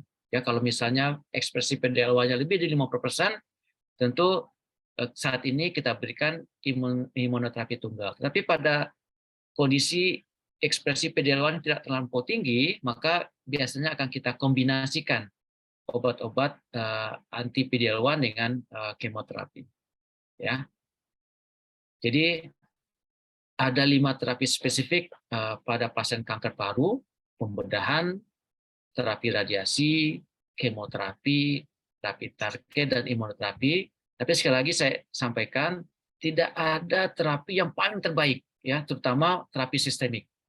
Kok saya hanya diberikan obat kemoterapi, ya? Kok saya diberikan kombinasi kemoterapi dan imunoterapi yang lebih mahal, ya? Sekali lagi saya tekankan, mahal suatu obat bukan menunjukkan efikasinya lebih baik, ya. Karena seorang dokter menentukan obatnya tadi ditentukan oleh jenis selnya, performance pasien, staging pasien, ya, kemudian juga penanda biologisnya, dan yang terakhir tentu ketersediaan obat. Ya. Ada aspek lain dari terapi kanker paru adalah sportif, ya, terapi sportif. Karena pasien-pasien kanker paru ini tentu banyak juga mengeluhkan nyeri, mengeluhkan perutnya sembelit, mengeluhkan diare, mengurungkan infeksi, maka hal-hal tersebut juga harus diterapi, harus diobati oleh dokter paru sehingga didapatkan kualitas hidup pasien-pasien kanker paru juga semakin optimal. Mungkin demikian dari saya, Dr. Sita. Saya akhiri dengan Assalamualaikum warahmatullahi wabarakatuh. Ya, terima kasih Dr. Andika atas penjelasannya yang sangat menyeluruh dan lengkap. Ini ada beberapa pertanyaan. Mungkin kita ada pertanyaan pertama ini di kolom chat kepada Dr. Jamal Zaini, ingin bertanya bagaimana asap rokok bisa menyebabkan kanker paru pada seseorang sedangkan perokok lain tidak terkena kanker paru. Atau yang satu terkena kanker paru tapi yang lain menyebabkan penyakit selain kanker paru seperti PPOK atau penyakit pembuluh darah ya, stroke misalnya. Terima kasih, itu pertanyaannya. Ya, Dr. Jamal. Ya, terima kasih Dr. Sita. Prinsipnya untuk jadi suatu penyakit itu ada 3 komponen. Ada host, namanya badan manusia sendiri, agent, bendanya yang merusak, environment atau lingkungan. Nah, itu yang 3 hal itu yang menyebabkan suatu kejadian penyakit apapun, entah virus, infeksi maupun kanker. Nah, terkait dengan kanker tadi, ini kan agentnya sudah ada, ya, misalnya rokok, asap rokok itu ada sekitar 5.000-6.000 yang karsinogenik masuk ke dalam saluran nafas dan masuk ke dalam tubuh. Nah, untuk dia bisa menjadi rusak, apa yang dirusak itu tergantung dari hostnya, tergantung dari manusianya sendiri, sel yang ada di tubuhnya. Beberapa orang yang sangat sensitif terhadap kerusakan sel, dikasih sedikit tadi asap rokok, dia selnya akan rusak dan kacau jadi kanker paru. Beberapa orang lagi itu dia sangat sensitif terhadap kerusakan endotel atau pembuluh darah, sehingga hasil akhirnya adalah terjadi stroke atau gangguan kardiovaskuler. Jadi sekali lagi itu ada komponen hostnya sendiri, dalam hal ini genetik dan juga faktor lingkungan yang lain, selain tentu saja faktor dosisnya. Jadi memang tapi secara umum tadi tidak semua orang yang merokok akan jadi kanker paru, tapi resiko kanker parunya akan sangat tinggi ketika dia merokok. Itu. Jadi sekitar 13 kali lipat ya Dr. Jamal ya untuk terjadinya kanker paru pada rokok. Ya, 12-13 kali lipat dibandingkan dengan orang yang tidak merokok. Ini ada pertanyaan dari Bapak Antropolisius. Mau bertanya untuk Dr. Jamal, Dok, faktor risiko penyakit paru sebelumnya itu maksudnya penyakit apa? Maksudnya mungkin penyakit paru sebelumnya. Dan riwayat radiasi itu maksudnya apa? Karena saya pernah diradiasi 30 kali pada mediastinum tahun 2015. Demikian Dr. Jamal dari seorang survivor. Ya, terima kasih Bapak. Jadi tadi untuk jadi kanker dia faktornya banyak tadi. Nah, salah satunya tadi rokok, yang salah duanya misalnya penyakitnya. Misalnya dia pernah kena TB paru, itu meningkatkan resiko kanker paru. Itu ada penelitiannya. Misalnya dia juga memiliki COPD atau penyakit paru obstruktif kronik. Itu resiko kanker parunya, selnya untuk berubah jadi kanker itu juga akan meningkat. Maksudnya demikian. Jadi kalau dia memang sudah ada kelainan di parunya, entah misalnya infeksi paru atau tadi kelainan paru yang lain degeneratif, itu resiko kanker selnya itu berubah menjadi kanker ada, meningkat. Itu yang pertama. Yang kedua ya tadi terkait dengan radioterapi. Untuk radioterapi itu maksudnya adalah sinar yang biasanya pada pekerjaan. Ada pekerjaan tertentu yang memang dia berhadapan langsung hampir setiap hari dengan pajanan atau paparan radioaktif. Misal di Batan atau di radiologi orang yang berhubungan dengan hal-hal radiasi. Itu potensi untuk selnya rusak, termasuk sel di saluran nafas, di paru, dan jadi kanker paru juga potensinya tinggi. Bagaimana dengan radioterapi yang untuk kuratif atau untuk terapi? Nah, itu kalau yang kasus Bapak adalah Bapak pernah di radioterapi di mediastinum. Nah, artinya di mediastinum atau di parunya itu memang sudah ada kansernya, dan tujuan radiasi adalah untuk tadi yang Dr. Andika sampaikan, untuk membunuh sel kanker itu. Jadi kita tidak tujuannya beda lagi. Kalau yang tadi ini sudah ada kanker, ya kita bunuh dengan radioterapi itu. Harapannya kankernya mengecil. Apakah kalau kankernya sembuh, misal kankernya hilang, ada resiko untuk jadi kanker lagi akibat radioterapi? Secara teori ada, tapi persentasenya berapa kita belum, kuantifikasinya belum banyak penelitian. Mungkin itu saja Dr. Sita. Terima kasih. Terima kasih Dr. Jamal. Juga mungkin risiko pada penyakit paru fibrosis ya Dr. Jamal ya. Itu akan meningkatkan risiko kanker paru. Ya, kelainan paru apapun itu potensi untuk jadi kankernya ada.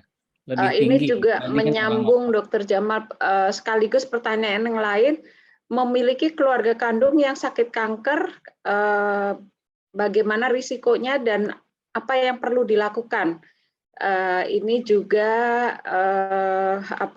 beberapa apa yang dilakukan untuk screening.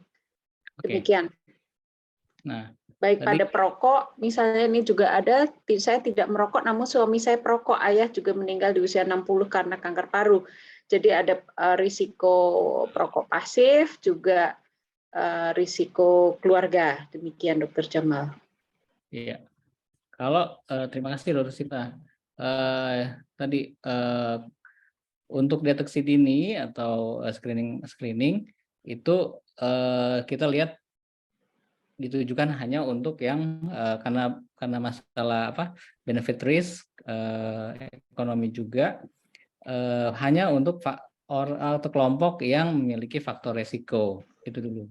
Pada orang yang memiliki keluarga kena kanker, entah kanker paru atau kena kanker yang lainnya, resiko untuk jadi kanker, termasuk kanker paru, itu meningkat 2-3 kali lipat dibandingkan orang yang tidak memiliki keluarga. Keluarga itu maksudnya satu garis keturunan, ayah, ibu, kakek, nenek yang tidak memiliki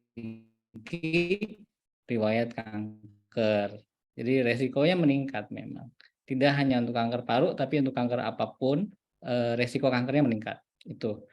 Nah, bagaimana dengan perokok pasif? Tadi perokok pasif juga data dari US itu potensi untuk menghirup udara yang polutan, karsinogenik juga meningkat, sehingga resiko kanker parunya juga meningkat. Nah, apa yang kita lakukan tadi? Kalau usia, kalau di beberapa negara, kalau dia lebih dari 50 tahun atau 45 tahun, tapi memiliki perokok pasif, kemudian resiko keluarga dengan kanker paru, sebaiknya dipertimbangkan untuk screening lebih awal, misalnya dengan low dose CT tiap 2 tahun. Mungkin itu Dr. Sita sarannya. Ya. Apakah ditanggung BPJS nih, Dr. Jamal? Saat ini screening belum ditanggung BPJS. Tetapi kalau sebagai deteksi dini mungkin bisa ditanggung ya, Dr. Jamal. Jadi kalau sudah ada gejala bisa ditanggung BPJS, dirujuk. Ya. Kalau ada gejala itu namanya deteksi deteksi dini, bukan screening lagi. Dan itu step-step untuk kanker paru termasuk CT scan akan dilakukan. Tapi CT scan-nya bukan low dose CT, tapi untuk diagnostik nantinya, yang CT scan standar. Mungkin demikian Dr. Sita. Terima kasih. Oke, terima kasih Dr. Jamal. Ini kita beralih dulu ke Dr. Arum. Selamat malam dokter, saya ingin bertanya kepada Dr. Arum dari Ibu Arin. Saya mempunyai saudara yang memiliki benjolan di paru. Dokter paru sudah jalankah pemeriksaan dengan memasukkan selang kamera ke dalam paru, bronkoskopi ya, mungkin sekalian mengambil jaringan namun hasilnya tidak ditemukan sel ganas. Saudara saya masih mengeluhkan sesak napas, adakah pilihan lain untuk melanjutkan pemeriksaan? Dokter paru tidak menganjurkan untuk biopsi karena letaknya jauh dari dinding dada. Terima kasih dokter. Oke, Dokter Arum bisa menjawab. Iya, terima kasih banyak Dokter Sita. Terima kasih Bu pertanyaannya. Memang tindakan diagnosis seperti teropong ya tadi bronkoskopi ya kali yang dimasukin yang dimaksud selang dengan kamera itu memang itu tindakannya cukup sulit sebenarnya. Jadi tergantung memang yang tadi saya katakan lokasinya itu di sebelah mana Bu. Jadi memang kalau kita melakukan tindakan dari dalam, lokasinya semakin jauh dari saluran nafas yang area tengah atau memang targetnya itu cukup kecil, memang cukup sulit, bukan berarti tidak bisa ya Bu, tapi cukup sulit untuk menggapai atau mencapai targetnya. Mungkin tergantung juga memang dokter paru yang dimaksud melakukan teropong saluran nafas dengan tipe yang seperti apa nih Bu, karena sama-sama bronkoskopi, tapi dia sebenarnya jenis bronkoskopinya ini atau jenis teropongnya bisa berbeda-beda. Memang semakin yang tadi saya bilang semakin sulit kita menggapai targetnya, umumnya memang dibutuhkan tambahan alat lainnya gitu untuk memudahkan dokter paru yang akan menjangkau area tersebut. Nah, jadi kalau misalkan mungkin tadi dokter parunya menyarankan mengatakan bahwa cukup jauh dari dinding dada untuk digapai, mungkin maksudnya biopsi jarum ya Bu. Jadi dilihat juga memang lokasinya itu seperti apa. Memang kalau tidak menempel dinding dada yang tadi saya katakan, risiko paru kempis semakin meningkat. Tapi apakah itu merupakan syarat untuk tidak melakukan tindakan tersebut? Sebenarnya juga tidak. Jadi memang nanti dilihat Bu kondisinya seperti apa. Memang secara umum Rumah Sakit Persahabatan sebagai rumah sakit rujukan nasional mungkin saat ini masih menjadi rumah sakit yang superior ya untuk kelengkapan alat dan juga pengalaman dari operatornya mungkin seperti itu Bu gitu. Jadi mungkin itu bisa jadi salah satu bahan pertimbangan gitu. Apakah memang atau memang nanti diputuskan untuk melanjutkan tindakan biopsi lagi. Itu aja Dok. Terima kasih. Ya, terima kasih. Jadi banyak yang bisa dilakukan, memang mungkin karena kalau lokasinya jauh dari dinding dada, maka itu harus bronkoskopi, mungkin bronkoskopi dengan prosedur tertentu yang alatnya hanya ada di Rumah Sakit Persahabatan. Dan ini menyambung lagi Dokter Arum, bagaimana cara mengatasi paru kempis pasca pleroskopi, juga kepada Dokter Arum bagaimana mendiagnosis kanker paru yang tanpa gejala di setiap orang yang sudah ada faktor risiko seperti perokok aktif. Apakah harus screening untuk mendeteksi kanker lebih dini? Mungkin ini nanti Dokter Nurmayasari ke Dokter Jamal nanti kita tambah. Mungkin Dokter Arum? Yang tadi ya Dok. Ya jadi ya. Sebenarnya tadi ada satu metode juga yang sama-sama teropong, tapi teropongnya ini bukan melalui saluran nafas, tapi melalui dinding dada. Tadi yang disebutkan ya namanya pleroskopi. Jadi semua yang kopi di belakang, kata-kata ada tindakan kopi di belakang itu pasti menggunakan suatu alat khusus yang ujungnya ada kamera dan kita bisa lihat di monitor. Nah, tapi pleroskopi itu tujuannya untuk melihat dinding dada. Jadi kalau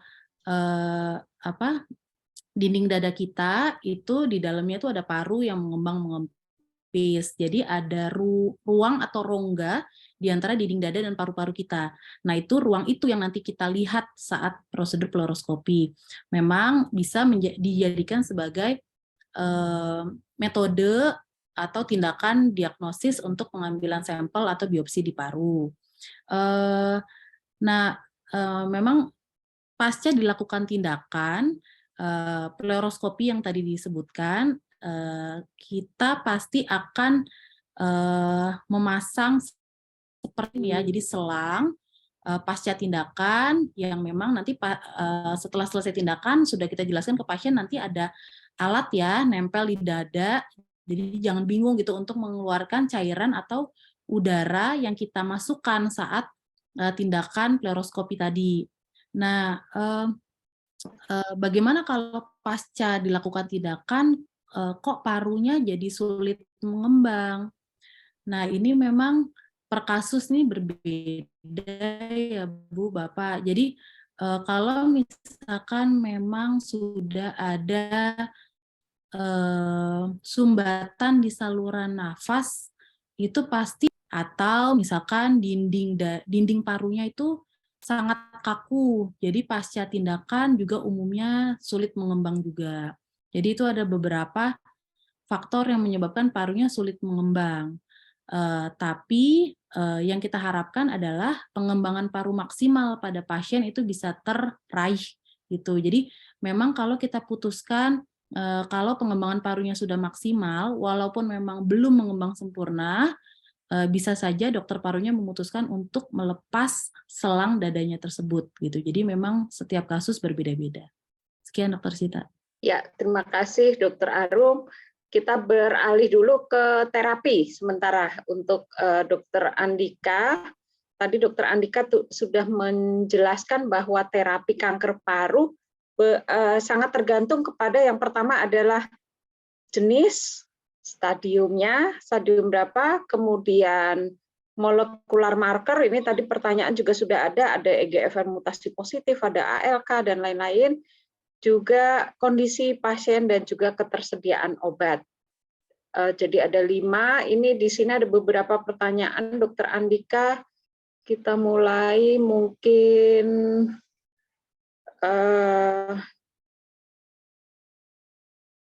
ini untuk mencegah kanker paru ya, apakah vitamin antioksidan benar-benar bisa mengurangi kanker paru? Mungkin pertanyaan ke Dokter Jamal, tapi mungkin Dokter Andika bisa menjawab dulu.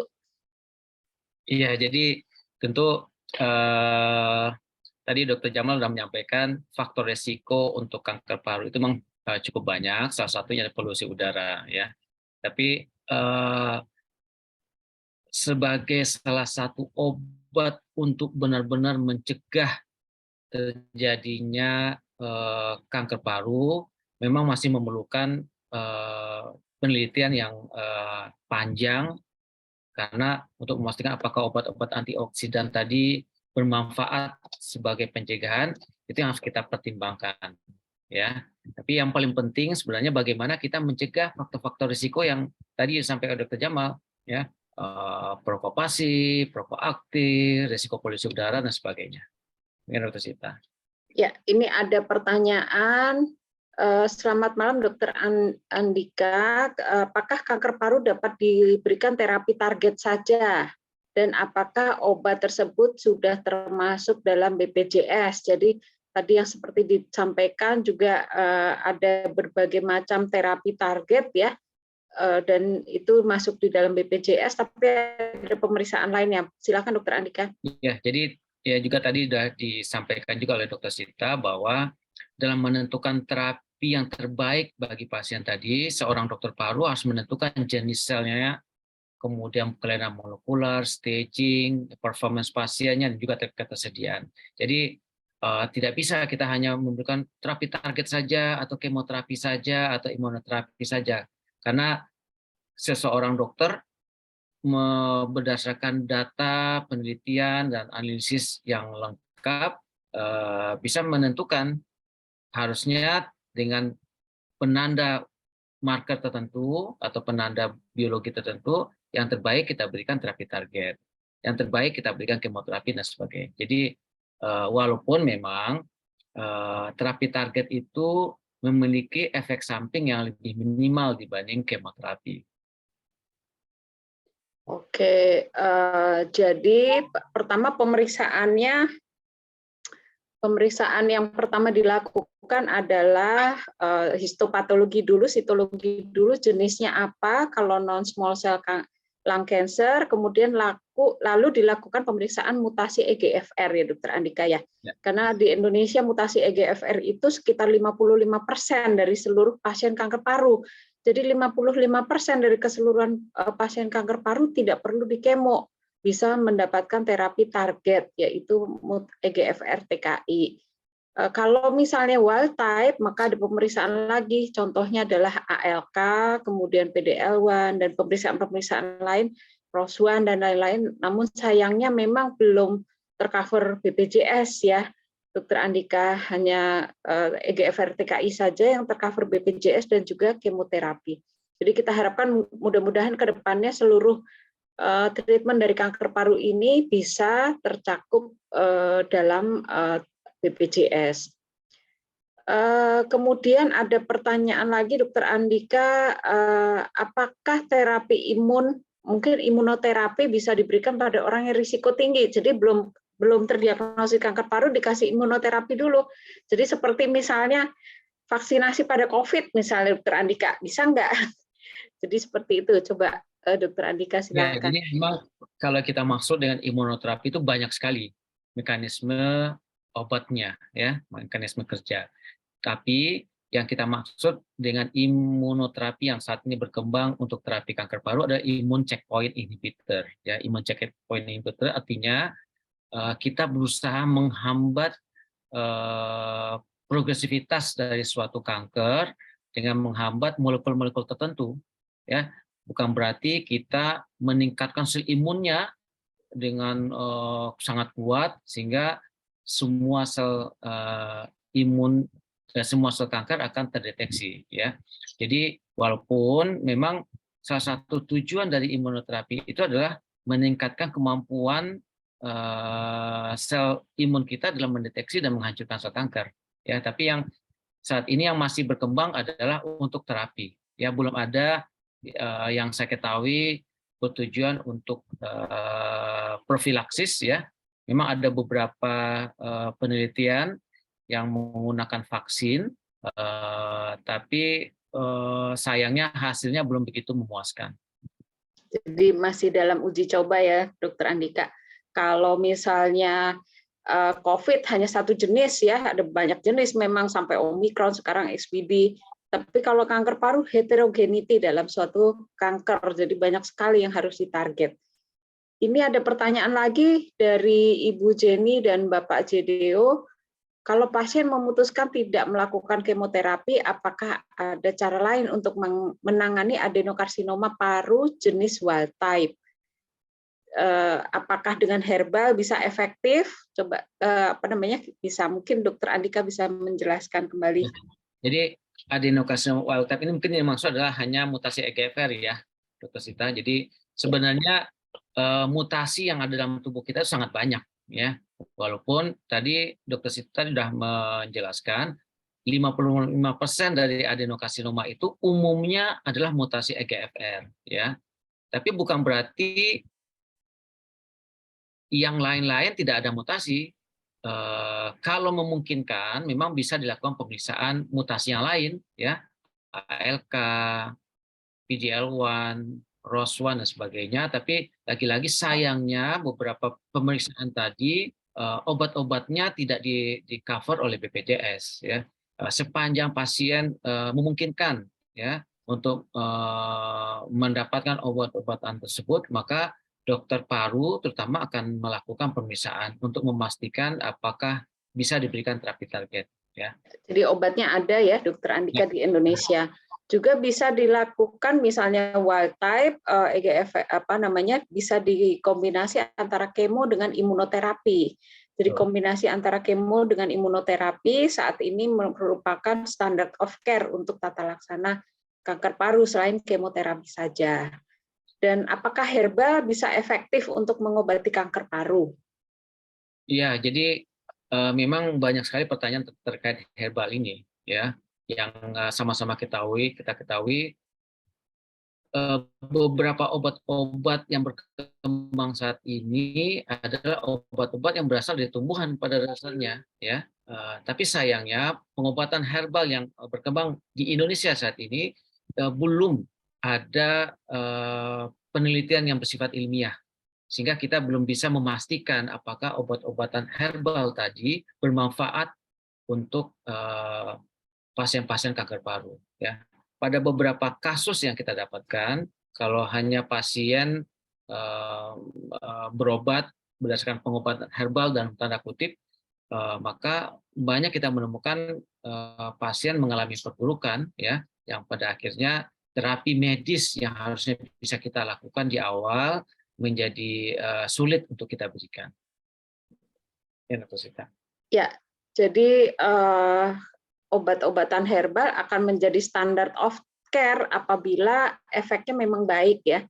Tapi pada kenyataannya adalah tidak bisa menghambat pertumbuhan dari kanker paru tersebut, sehingga nanti kalau sudah dilakukan pemberian terapi herbal misalnya, kankernya tumbuh terus, akhirnya kondisi pasien tidak memungkinkan lagi untuk mendapatkan terapi yang ada, jadi malah jadi terlambat. Jadi ke dalam suatu tata laksana yang telah bukan diputuskan dalam guideline, ya, guideline kanker paru internasional maupun di Indonesia itu sama. Jadi guideline kita sama dengan guideline tata laksana kanker paru di internasional, sehingga yang diberikan kepada para pasien atau guideline tersebut sudah ada uji coba dan memang telah melalui uji coba fase 3. Jadi sudah berdasarkan uji coba yang secara berhati-hati untuk mendapatkan hasil. Ini ada lagi, mungkin kita ini dulu, Dr. Andika, ini ada osimertinib dari Bangladesh. Apakah bisa digunakan secara aman?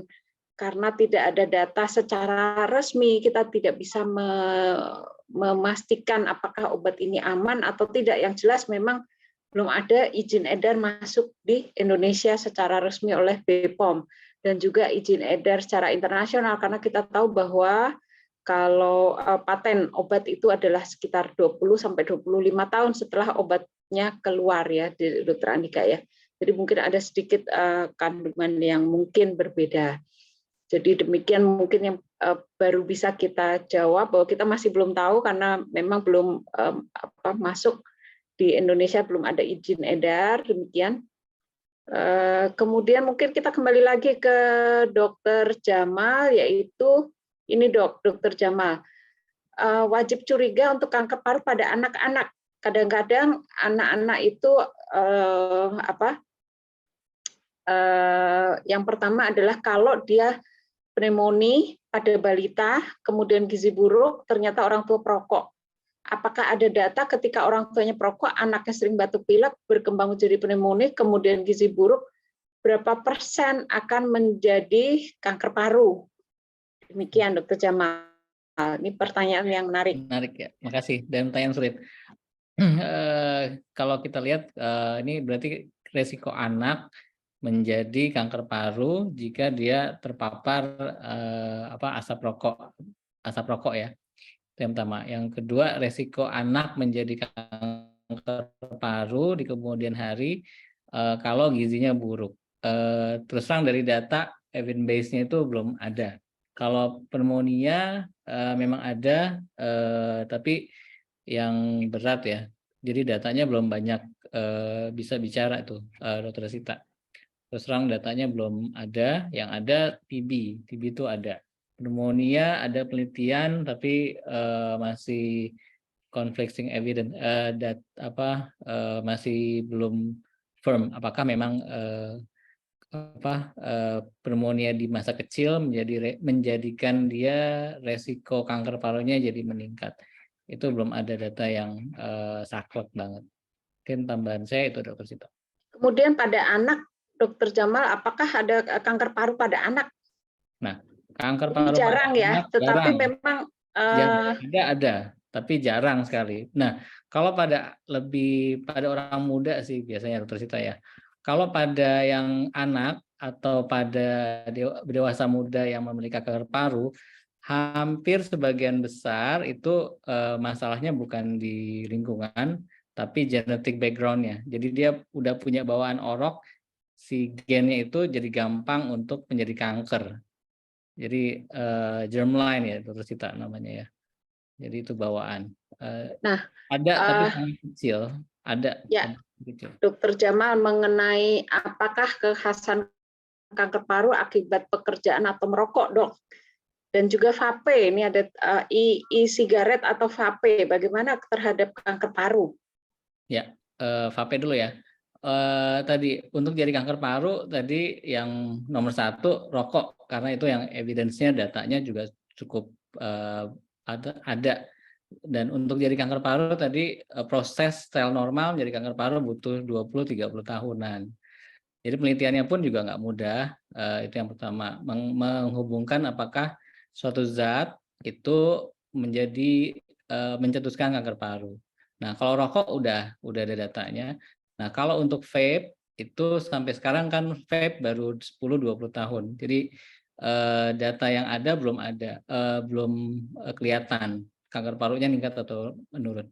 Tapi kalau secara biologi, potensi kerusakan paru, kerusakan sel akibat vape, uap benda asing kan yang masuk ke saluran nafas, merusak epitel, itu ada. Jadi secara teori potensi untuk merusak sel saluran nafas ada, sehingga secara teori juga potensi untuk jadi kanker paru ada.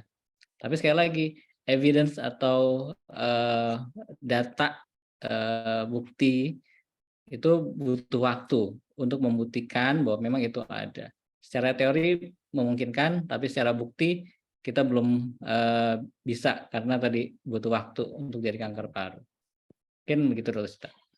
Ya, terima kasih. Untuk jenis kanker tadi sesuai rokok ya, Dokter Jamal ya. Kalau rokok kretek. Kalau rokok, sebagian besar yang rokok itu rata-rata small cell atau non small cell, tapi yang squamous itu banyak secara umum di dunia, dan dia adanya di sentral. Tapi pada Indonesia ternyata hal tersebut juga agak berbeda ya, Dokter Sita. Banyak jenisnya ternyata adeno juga yang perokok. Itu yang tadi mungkin genetic background juga berpengaruh. Jadi pada rokok kretek itu kan seringkali ada zat anestetik yang nggak bikin dia batuk ya. Makin merokok makin banyak zat yang membuat tidak batuk sehingga makin enak gitu. Kalau nggak ngerokok jadi tambah batuk. Nah itu kadang-kadang yang salah persepsi ya. Padahal sudah ada proses karsinogenesis atau proses kanker di dalam hal tersebut. Ini ada beberapa pertanyaan. Antioksidan tadi sudah dijawab juga. Apakah melindungi kita dari risiko terkena kanker paru? Jawabannya sudah tidak. Yang ada adalah tidak merokok ya, dan melindungi diri dari asap rokok, pajanan karsinogen dan lain-lain. Apakah bekerja di pabrik atau tinggal sekitar pabrik menjadi risiko kanker paru? Ya, dan juga risiko itu akan meningkat 8 kali lipat kalau dia merokok aktif ya, jadi stop merokok. Kemudian screening low dose CT scan, apakah ditanggung biayanya oleh BPJS? Tidak, tetapi kalau deteksi dini ya. Jadi bagaimana cara kita deteksi dini kanker paru? Mungkin bisa dijelaskan secara singkat, Dokter Jamal, gejalanya apa saja? Ya, tadi Dokter Arum juga sudah menjelaskan untuk deteksi dini. Pertama keluhan itu kalau masih kecil itu tadi keluhannya tidak ada, tapi kalau sudah mempengaruhi saluran nafas, volumenya sudah besar, kankernya itu keluhannya batuk darah, nyeri dada itu muncul. Atau ya, tapi itu kanker paru itu agak susah juga, jadi mirip dengan gejalanya sama dengan gejala TBC, Dokter Sita. Sehingga banyak yang misdiagnosis, itu juga dianggap sebagai TBC padahal dia kanker paru. Itu juga banyak kejadian. Mungkin yang harus awareness-nya juga harus ada terkait dengan itu. Dari saya tambahan itu aja, Dokter Sita. Sepanjang dia kecil biasanya nggak ada gejala, Tapi kalau udah besar mempengaruhi struktur organ lain, biasanya ada gejala. Itu yang take home message-nya mungkin. Ini ada mungkin Bapak Jack Hanma dengan dia terdiagnosis kanker paru dirawat di Rumah Sakit Kramat Jati. Pada foto toraks bulan 3 masih belum terlihat tergambar apakah perkembangan menjadi kanker paru menjadi sangat cepat. Karena itu diperlukan CT scan ya Dokter Jamal. Kalau foto toraks saja kadang tidak terlihat karena tertutup jantung kadang-kadang kalau di belakang. Jadi memang diperlukan screening dan deteksi dini. Juga bagaimana kalau memiliki keluarga kandung yang sakit kanker juga, berapa risikonya Dokter Jamal? Tadi risikonya bisa 2-3 kali lipat. Jadi yang perlu dilakukan adalah screening atau tindakan low dose CT scan tanpa kontras dengan potongan yang tebal, yaitu potongannya 1 cm sehingga risiko radiasinya tidak besar. Radiasinya kecil ya, bisa dilakukan pada yang berisiko tinggi. Nanti kita simpulkan. Kemudian ini malam dokter, saya mau bertanya kalau di paru kita ada fibrosis, apakah bisa terjadi kanker paru karena sudah terkena CA mame dan sudah dioperasi hampir 7 tahun yang lalu. Terima kasih. Bagaimana Dokter Jamal?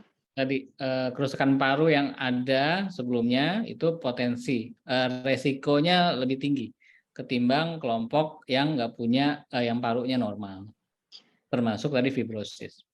Dan ya, oke, baik, Dokter Nurmaya Sari, Dokter Rizka, ini nanti sudah dijawab tadi ya. Kemudian untuk screening kanker paru nanti kita simpulkan apakah vitamin plasenta ini banyak sekali di luar ya. Ya, jadi ini sekaligus untuk menjawab yang lain-lain ya Dokter Sita. Tadi herbal, ada yang transcription factor dan sebagainya, termasuk yang plasenta. Jadi kita memberikan pengobatan itu tentu harus berbasis data, sudah melalui penelitian yang sangat panjang, sehingga seorang dokter dalam memberikan obatnya sudah mengetahui indikasinya apa, efek sampingnya bagaimana memberikannya, kemudian apa efeknya. Ya, itu yang paling penting. Kalau misalnya suatu metode pengobatan belum diketahui secara pasti dampaknya, cara pemberiannya, ya, hanya melalui testimoni, tentu kita belum bisa memastikan, ya, karena karena kita sesungguhnya berbasis ilmiah, ya, kita ingin memastikan terapi yang kita berikan itu ada dampaknya bagi pasien, ya. Jadi ini sekaligus menyampaikan ke semua mungkin pasien, keluarga dan sebagainya, jangan sampai kita membeli mimpi, ya, diiming-imingi sembuh, diiming-imingi hilang, ya, dengan biaya yang cukup besar, ya, tapi efeknya tidak banyak gitu. Jadi itu aja mengingatkan kita semua. Demikian Dokter Siti. Ya, terima kasih. Jadi sesuai dengan guidelines ya, guidelines atau panduan terapi kanker paru baik secara internasional maupun di Indonesia, ini ada juga dari Bapak Joko, ada faktor risiko yang bisa dihindari dan faktor risiko yang tidak dapat dihindari. Tadi Dokter Jamal sudah menjelaskan ya Dokter Jamal. Mungkin bisa dijelaskan sekali lagi Dokter Jamal. Ya. Untuk kanker paru yang tidak bisa dihindari tadi bawaan orok, jadi genetic background-nya, keturunan punya kanker, usia, itu yang laki-laki, itu yang ketiga yang tidak bisa dihindari, itu bawaan. Nah, yang bisa dihindari ini 80% nih bapak-bapak dan ibu-ibu. Rokok itu yang bisa dihindari, pajanan nomor 1 rokok, nomor 2 rokok, nomor 3 rokok. Jadi kalau masih ngerokok berhenti, kalau belum pernah merokok jangan mencoba merokok. Jadi memang itu yang pertama. Yang kedua baru pajanan lingkungan yang lain tadi. Kalau misalnya pekerjaan, polusi, itu kan bisa dihindari tanda kutip atau minimal dikurangi. Misalnya kalau dia pekerjaan yang beresiko, pakailah APD yang sesuai untuk mengurangi pajanan. Mungkin itu. Apakah sirkulasi AC bisa berpotensi penyebab kanker paru, Dr. Jamal? Ini ada pertanyaan akhir mungkin. Ya, sirkulasi sebenarnya bukan AC-nya ya. Yang penting kalau ada namanya radon, itu biasa radon itu apa namanya, emang ada di dalam, dan dia ventilasi rumah kita jelek, itu radonnya tinggi biasanya, atau kalau banyak retakan itu resiko kanker parunya tinggi. Nah, bagaimana biar mengurangi? Ya ventilasinya dengan baik, buka jendela segala macam. Bagaimana dengan AC? AC juga kan sebenarnya ventilasi juga. Kalau AC-nya dengan baik, data sih belum ada menghubungkan antara AC dengan kejadian kanker paru. Itu di Rosita. Ya, oh iya, ini ada satu pertanyaan paling penting ini sebetulnya. Kenapa, Dok, kemoterapi bisa menyebabkan rambut rontok, dan adakah cara khusus yang bisa dilakukan untuk mencegah efek samping tersebut? Ada banyak juga yang tidak menyebabkan rontok ya obat kemo, tetapi memang ada yang menyebabkan kerontokan rambut. Mungkin Dokter Andika bisa menjawab. Ya, jadi terima kasih Dr. Sita. Jadi untuk efek toksik atau efek samping dari obat-obat kemoterapi tadi, seringkali saya sampaikan sifatnya individual, ya, tidak bukan berarti seseorang harus rambutnya rontok atau apakah seseorang harus anemia, tentu tidak. Jadi sangat tergantung dari mekanisme kerja dari obatnya tersebut dan juga kerentanan seseorang, ya. Jadi memang secara umum ini perlu diketahui ada 5 bagian yang berdampak akibat kemoterapi, karena bagian-bagian ini memiliki pembelahan sel yang juga cepat, ya. Kita tahu obat-obatan kemoterapi ini mentargetkan semua sel-sel yang pembelahannya cepat, ya. Bagian-bagian yang berdampak tadi seperti misalnya kulit, ya, kemudian juga ada rambut mudah rontok, kemudian ada gastrointestinal, banyak pasien mengeluhkan mual, muntah, kadang-kadang diare, termasuk organ reproduksi dan juga sumsum tulang yang berfungsi untuk memproduksi sel-sel darah. Jadi 5 organ tadi atau 5 bagian tadi memang yang paling banyak terdampak oleh kemoterapi karena selnya membelah dengan lebih cepat. Ini ada lagi, seberapa efektif air purifier tadi Dokter Jamal pernah dicoba ya? Air purifier ini sangat efektif ya untuk meminimalisir polusi udara. Polusi udara, iya. Dokter Erlang ya, Dokter Sita pernah coba ya. itu. AC juga demikian. Kalau AC ada air purifier-nya, itu mengurangi polutan secara umum. Nah, kalau polutannya bersifat karsinogenik, ya berarti polutan udaranya lebih bersih dan resiko kanker parunya jadi lebih rendah. Mungkin ya, itu termasuk PM2,5 ya, PM2,5 ya. Ya, ini mungkin bisa kita simpulkan mengingat waktu. Ini ada pertanyaan dari Ibu Yasmin, Dr. Nurmayasari, dan Ibu Pipit. Jadi bisa saya simpulkan ya, Dr. Jamal, mohon maaf karena waktu, Dr. Jamal, Dr. Arum, dan juga Dr. Andika.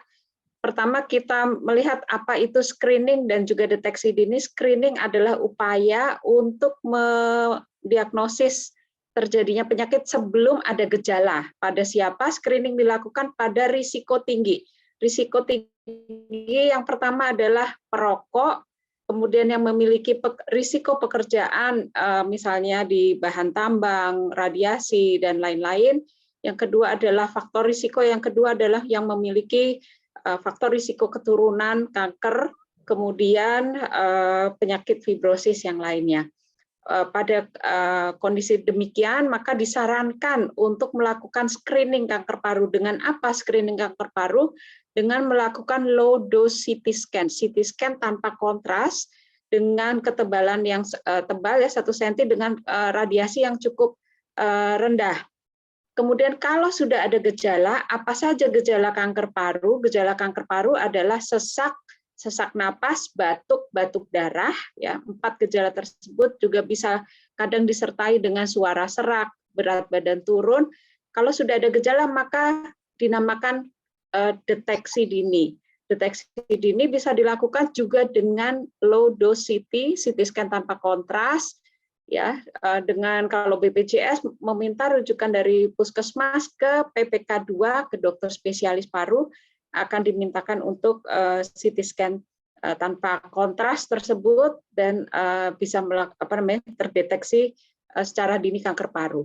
Tata laksana kanker paru setelah diagnosis dilakukan misalnya bronkoskopi dan juga tindakan-tindakan lain, maka dapat dilakukan terapi. Salah satunya adalah pembedahan kalau masih dini, kemudian radioterapi secara lokal, kemoterapi, terapi target, tablet ya, targeted terapi ataupun imunoterapi yang keseluruhannya sudah bisa dilakukan di Indonesia. Jadi bisa kita lihat bahwa keseluruhan dari upaya kanker paru ini yaitu mulai dari screening, yang penting pertama adalah pencegahan, prevensi, screening, deteksi dini, diagnosis dan juga tata laksana kanker paru bisa dilakukan di Indonesia, khususnya di Rumah Sakit Umum Pusat Persahabatan, Pusat Rujukan Respirasi Nasional, dan melalui bulan kepedulian kanker paru ini kita tingkatkan kepedulian terhadap kanker paru. Mengapa? Kanker paru adalah nomor 1 kanker pada laki-laki, nomor 5 pada perempuan, sehingga keseluruhannya adalah nomor 3 dari keseluruhan jumlah kanker baik laki-laki ataupun perempuan di Indonesia.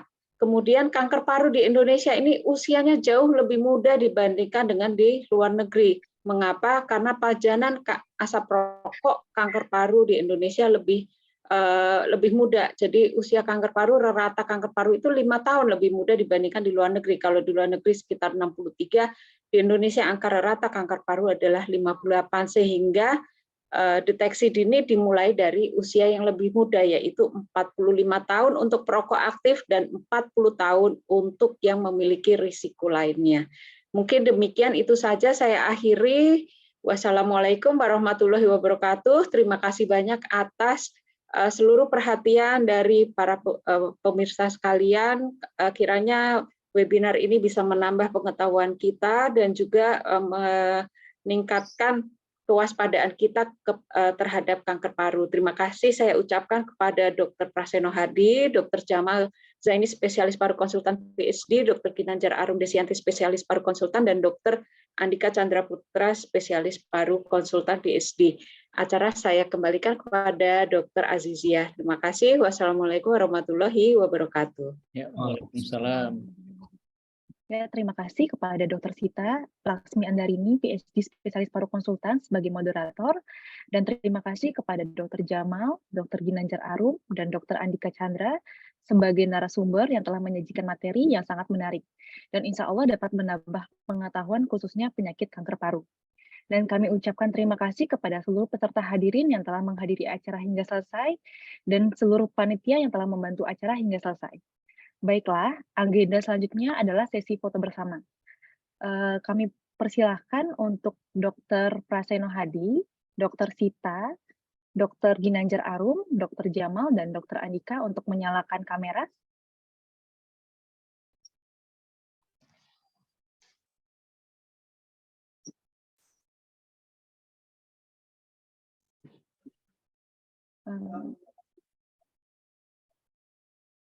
Kami mengundang Dr. Praseno Hadi untuk berfoto bersama.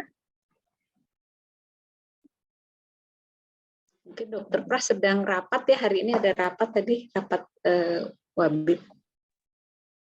Ya, baik dokter. Dalam hitungan ketiga kita akan mengambil foto. 1, 2, 3. Satu kali lagi. 1, 2, 3. Terima kasih Dr. Sita, Dr. Jamal, Dr. Andika, dan Dr. Ginanjar Arum. Baiklah, kami atas nama panitia mengucapkan terima kasih. Mohon maaf jika ada kesalahan dan kekurangan. Sampai jumpa di webinar Departemen Pulmonologi dan Kedokteran Respirasi FKUI Rumah Sakit Umum Persahabatan. Saya Azizia, mohon undur diri. Wassalamualaikum warahmatullahi wabarakatuh. Waalaikumsalam. Terima kasih.